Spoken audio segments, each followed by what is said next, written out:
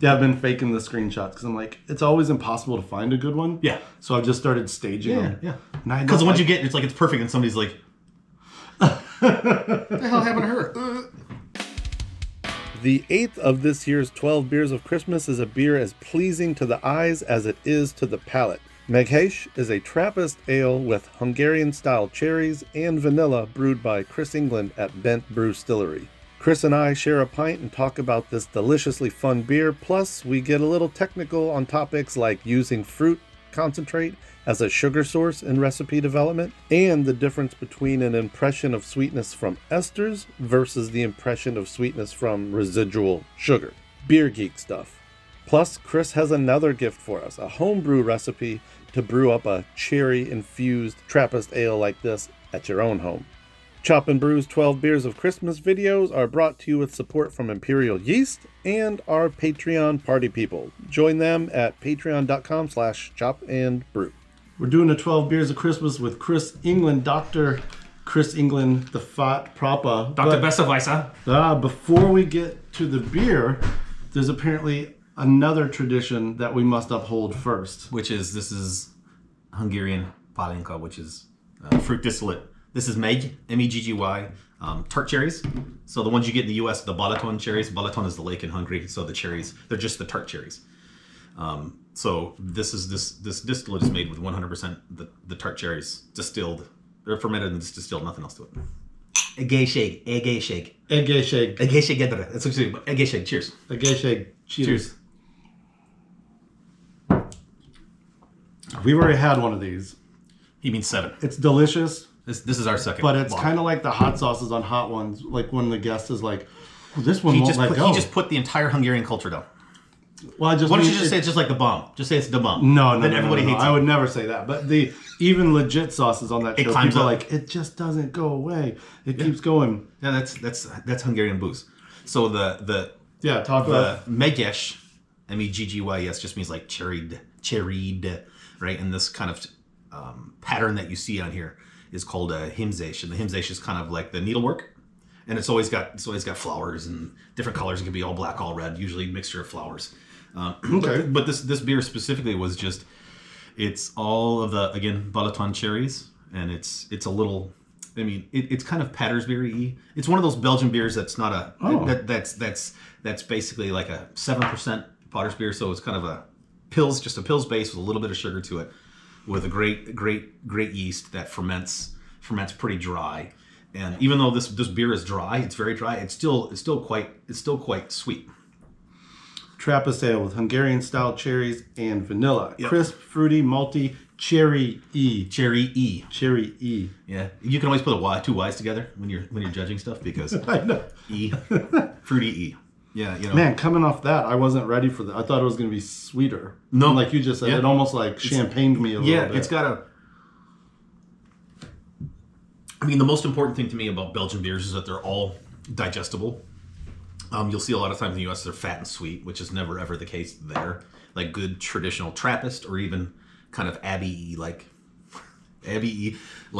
products are always have a sweetness to them, but it's more of an estery sweetness rather than like a sugary sweetness, right? So one of the other beers I brought over just for you that we just released is a Belgian Dark Strong.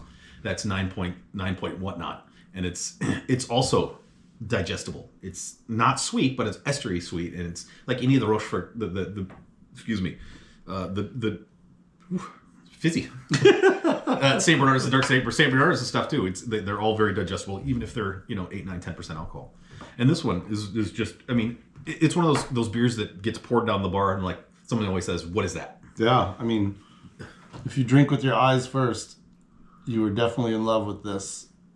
Such a rich, like deep reddish, bordering on kind of like this browny purple. Absolutely right. It is the color of the tart cherries. So this liquid, if it was a little bit darker, is exactly what goes into the still when you make it. Oh, okay. So it's just cherries. So by law, it can only be cherries. What a difference distilling makes. Yeah. Wow. Well, it's I mean, like distillation has always been a way to preserve calories, right? So you have all this extra fruit. What am I going to do with the fruit? You can dry some of it, right? Yeah. Same for grain. You started making whiskey because it preserves calories. So you distill it, you have all your calories here, right? I have all my calories here. I have more calories myself. Right? right? Because fat is like 9 calories per gram, and alcohol is 7 calories per gram. So when it comes to flavor impact or caloric impact, booze is a way to save.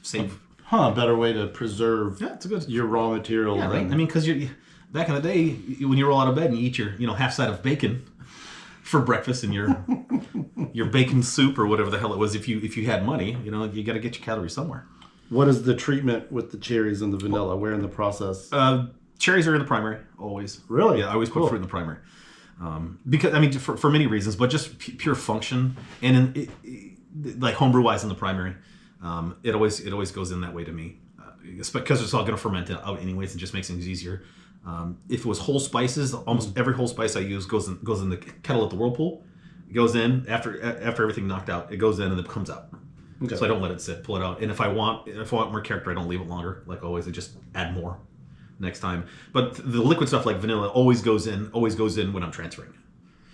Packaging to a bright tank usually. Okay. Right. So I ferment it, and then when I transfer it and I put the findings and stuff in it, it goes along the same way. Because I've already done my test and see how much I want to add to it. It's just easy. So homebrew wise, I would put it in like after I racked it. I'd put it in. At Bent Brewstillery, which we should have said at the very beginning is where this beer is from, and Chris brews. Do you bag those cherries, or are these just loosey goosey and a big mess? So usually it would be the big cherries are a big mess, but now King Orchards out of Michigan does Balaton concentrate. Oh, and it's concentrated by just removing the water. So it's not heated or anything. When you said primary in my eyebrow, granted, I just fermented on fruit in primary, but it's not unheard of. But I thought you were putting bags in primary. I would. So when I used to homebrew and when I do meads and stuff, it's all that still goes in the primary in the bags and stuff. Okay. Just because these don't have pits in it, which to me this is missing. This is missing just that little hint. Next time I do this, I'll use Malab in the kettle.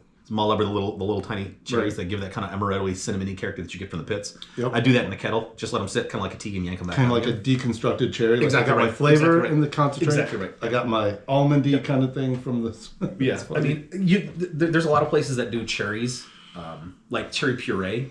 But the cool thing about the concentrate is that they've pulled all the water out. So basically, you can use it as a fermented source, like a sugar source too. So that's what I do for this, right? So if I was, let's say this is about 7%, like I was saying. So it's like somewhere in between kind of a triple and a potter's beer, right? Which was the idea.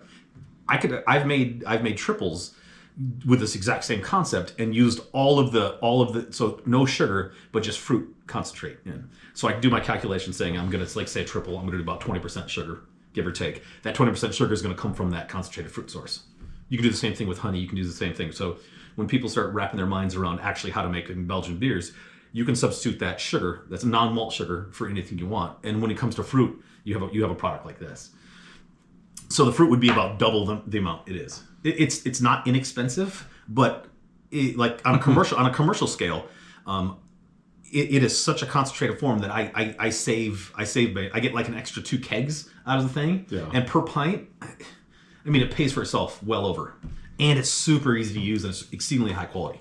And they sell the King sells the stuff in smaller containers too.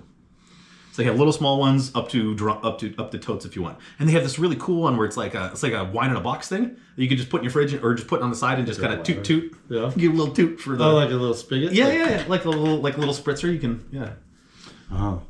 if you want to just add it to like bubbly water or a cocktail or. A keg cocktail with some of that sounds kind of good. Sure. Just carbonated vodka. Just have different syrups that you could just pump through. No, this is delicious. As we've talked and drank it, it actually has a more sweet impression. Now that first drink up against that spirit, your palate just got pounded. So bone dry. Yeah, your palate just gets pounded. A little more.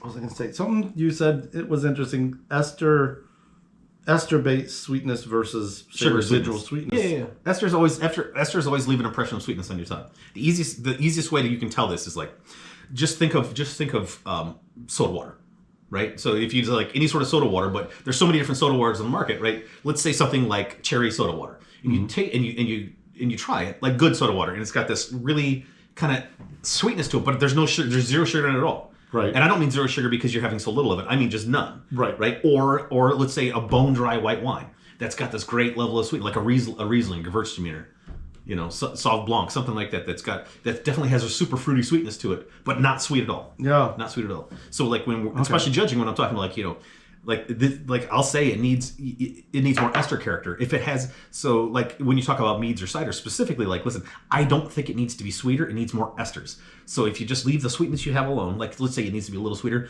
and you change the yeast and increase the ester profile, I think you'll have it exactly where you want. That's really interesting.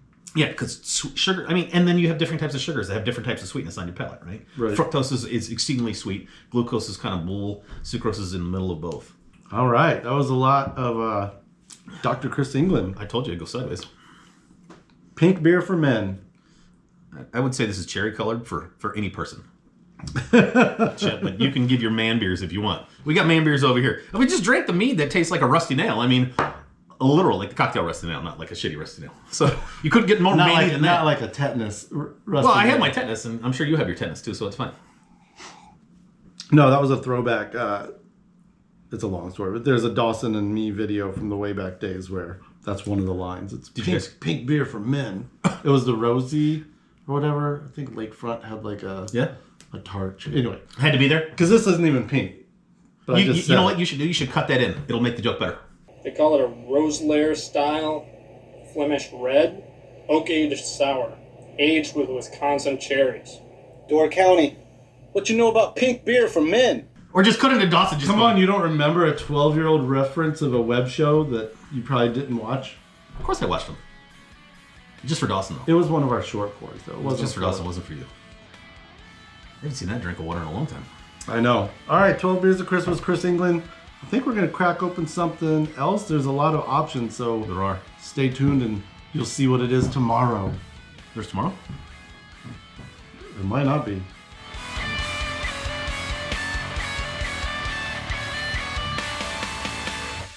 I wish there was something else to drink. Rosie! Rosie! What you know about sour beers out of Wisconsin? And we ain't talking about MGD left out too long. Turn them lights out. What you know about drinking sour beers in creepy basements? This guy knows a lot about I know it. a lot about that. This is a Lakefront Brewery. It's on front of a lake. Actually, it's on a river. It's a lakefront. Beers that make you go, oh! I like this. That was the money shot. Wisconsin ain't for 1880 loggers no more. Really effervescent. Really fucking around with this good beer. I'm not messing around anymore. They call it a Roselair style Flemish red, oak aged sour, aged with Wisconsin cherries. Door County. What you know about pink beer for men? It's gonna take me a minute. It's got what I would call that horse blanket Brett character. Lots of pie cherry from the cherries on the bread. Some oak in there as well. American oak. Sour cherries for show. A little sulfurous. 9%. This is what we should have been drinking in this hot weather.